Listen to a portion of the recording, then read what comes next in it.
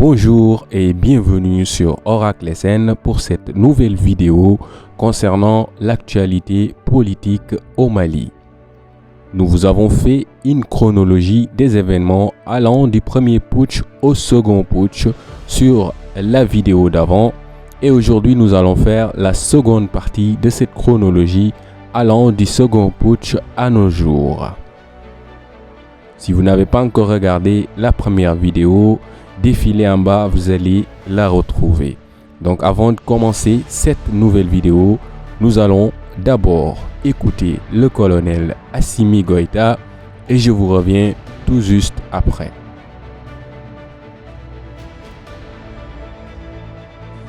Il est donc temps pour nous, chers Maliens, de nous retrouver, de nous renforcer afin de pouvoir exister en tant que nation, exister dans toute notre diversité.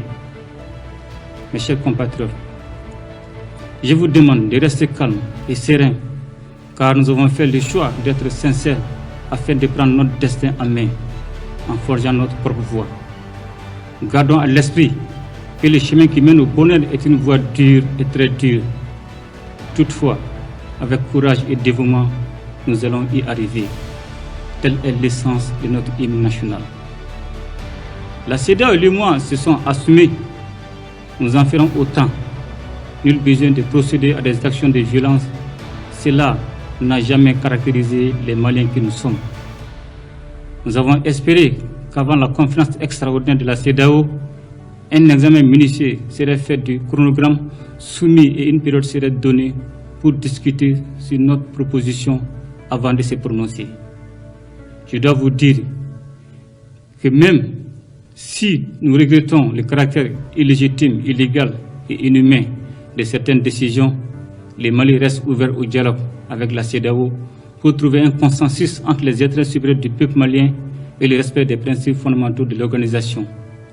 Notre engagement pour un retour à l'ordre constitutionnel normal, apaisé et sécurisé n'a jamais failli.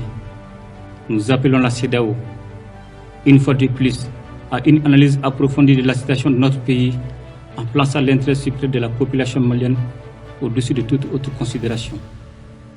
Mes chers compatriotes, j'ai bien conscience des inquiétudes quant aux conséquences de ces mesures, mais je tiens à vous rassurer que des dispositions sont prises pour faire face à ces défis et que les actions d'approvisionnement se poursuivront.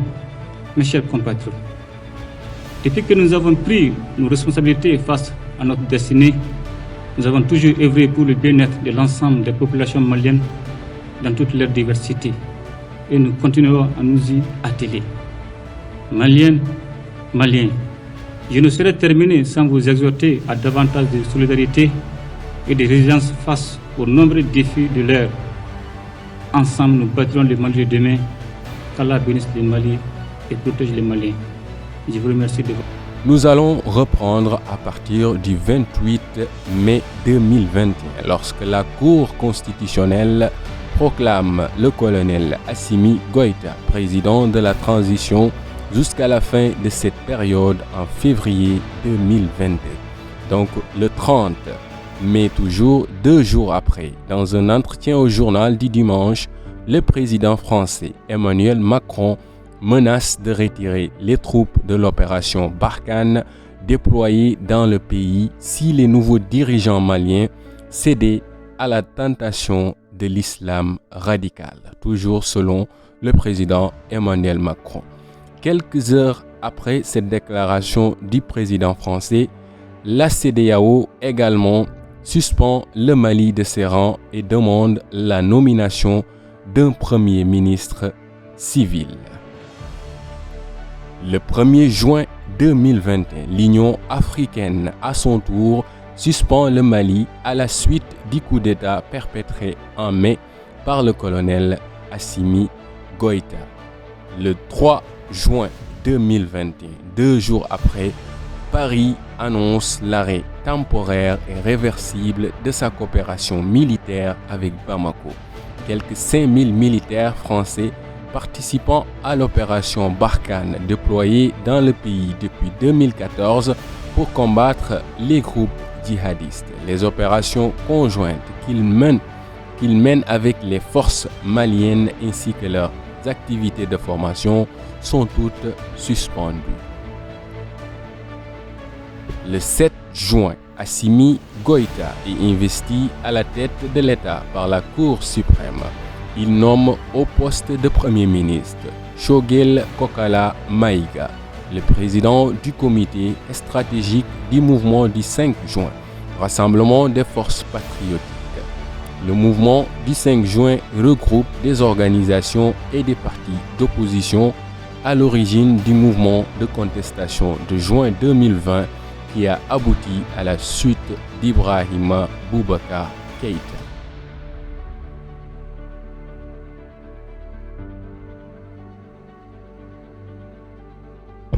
Quelques mois après, le 20 septembre 2021, le ministre français des Armées, Florence Parly, en visite à Bamako, réaffirme la volonté de Paris de continuer la lutte antiterroriste au Mali, mais indique que le projet du gouvernement malien de recourir à la protection du groupe paramilitaire privé russe Wagner serait incompatible avec la poursuite du soutien occidentale.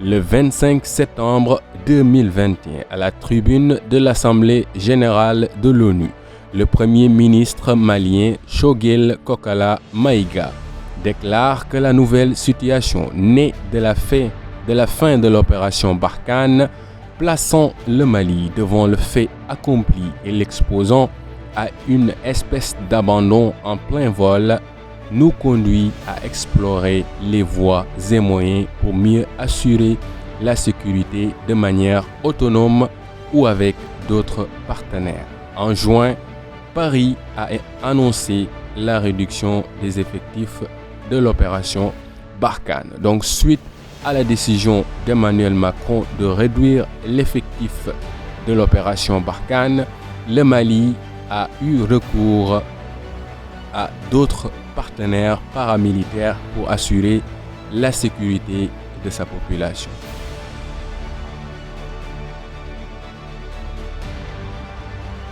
Le 30 septembre, toujours, le président français Emmanuel Macron qualifie les propos tenus par Choguel Kokala Maïga de honte, qui déshonore ce qui n'est même pas un gouvernement, d'après toujours le président Emmanuel Macron, allusion à la junte au pouvoir à Bamako depuis le coup d'État de Mali. Donc à partir de cette période, les liens entre la France et la République du Mali ne cessent de dégrader. Le 31 décembre 2021, Abdoulaye Diop, ministre malien des Affaires étrangères, a transmis un chronogramme électoral de 5 ans à Nana Akufo-Addo, président de la République du Ghana et président en exercice de la CEDEAO à la suite des Assises nationales de la refondation 11-30 décembre 2021.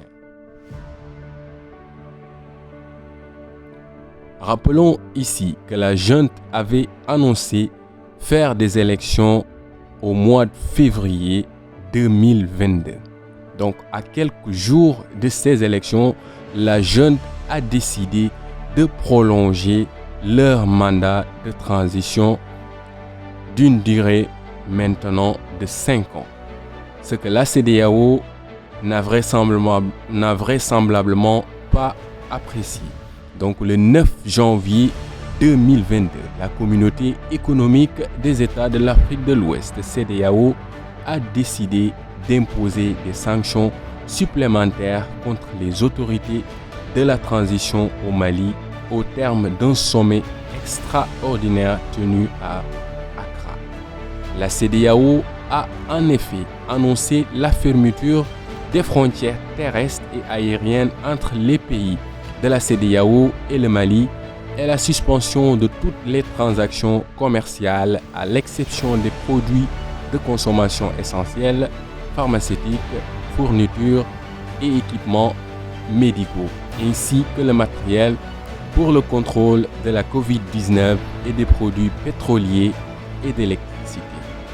À ces mesures s'ajoute le gel des avoirs de la République du Mali dans les banques centrales et commerciales de la CEDEAO, la suspension du Mali de toute aide financière des institutions financières de la CEDEAO, la BIDC et la BOAD.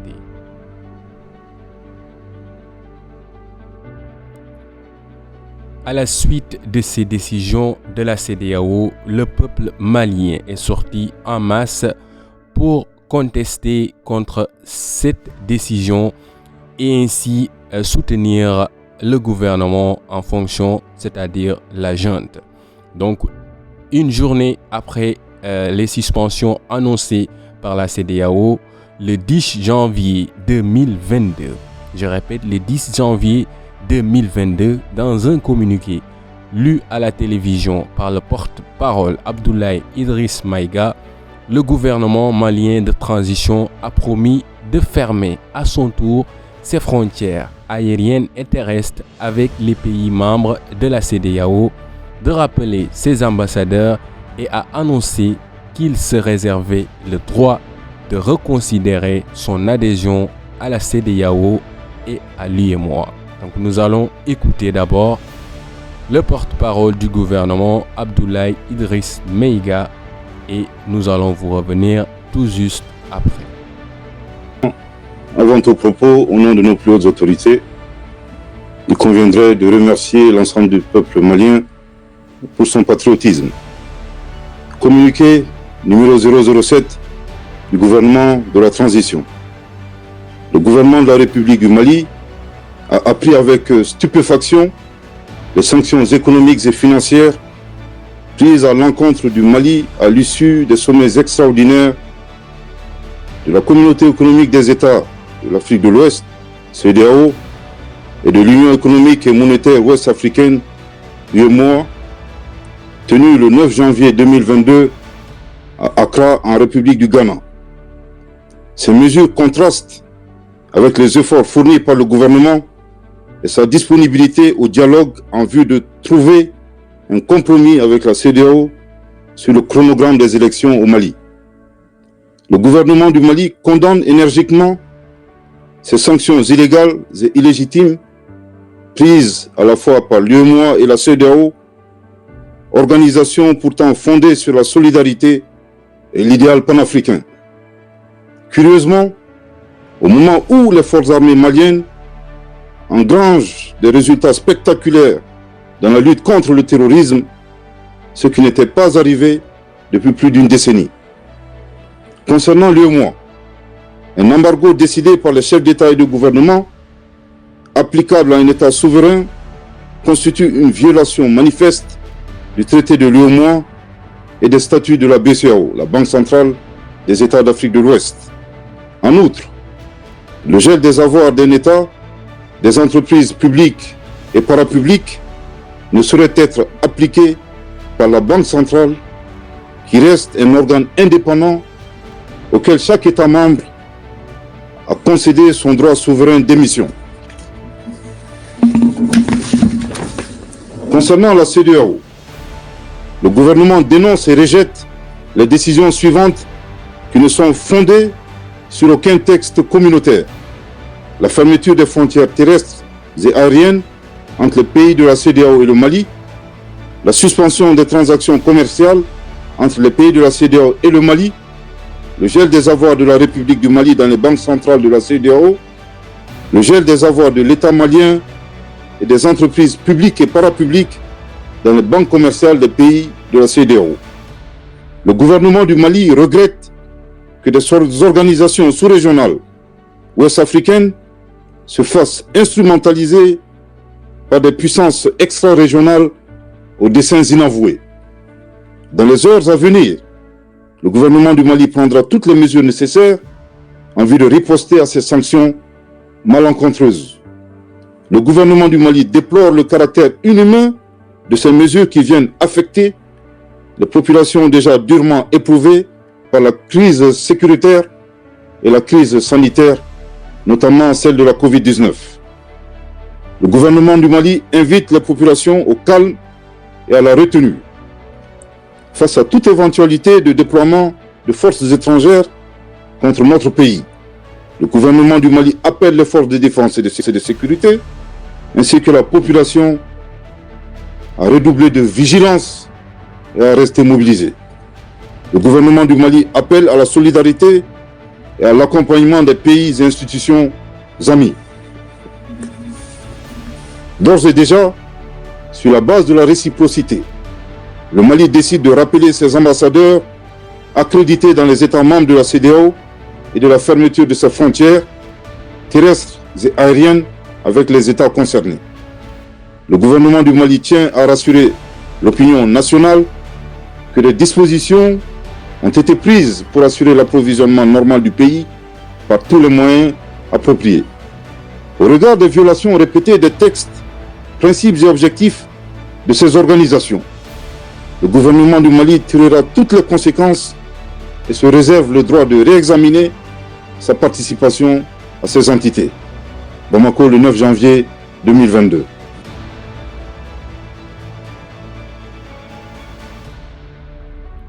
Après les sanctions prises par la CEDEAO à l'encontre du peuple malien ou du gouvernement malien et la réponse du gouvernement malien à travers son porte-parole, nous pouvons aisément comprendre que le Mali ne se laissera pas faire ni intimider par la CEDEAO ou par la France.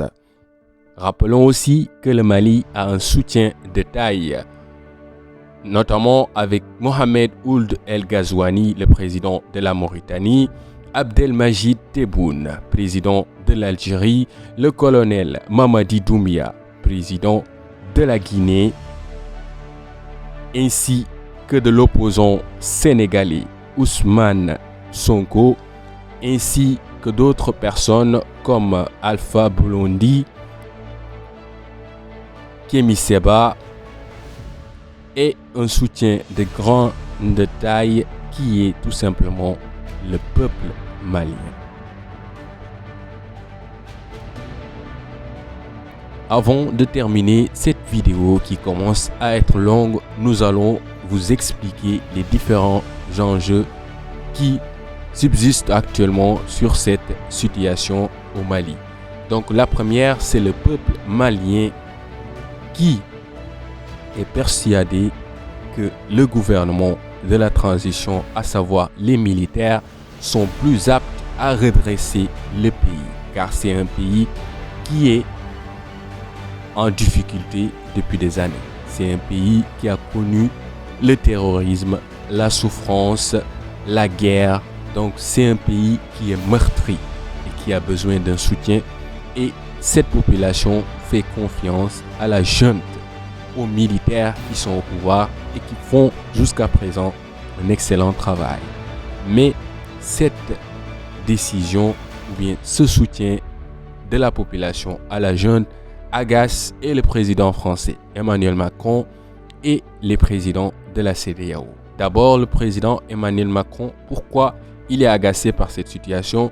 C'est depuis que le président Assimi Goïta est à la tête du pouvoir malien, il ne cesse de nouer des partenariats avec d'autres pays comme la Russie, comme la Chine, comme d'autres pays, et ceci agace le président Emmanuel Macron, car nous savons très bien que la France veut avoir un contrôle à 100% de nos pays, de nos dirigeants, de nos richesses, et le Mali est un pays très riche. Son sous-sol est très riche. C'est un pays exportateur de beaucoup de choses et la France veut avoir le contrôle sur ça, ce que le colonel Assimi Goïta n'accepte pas.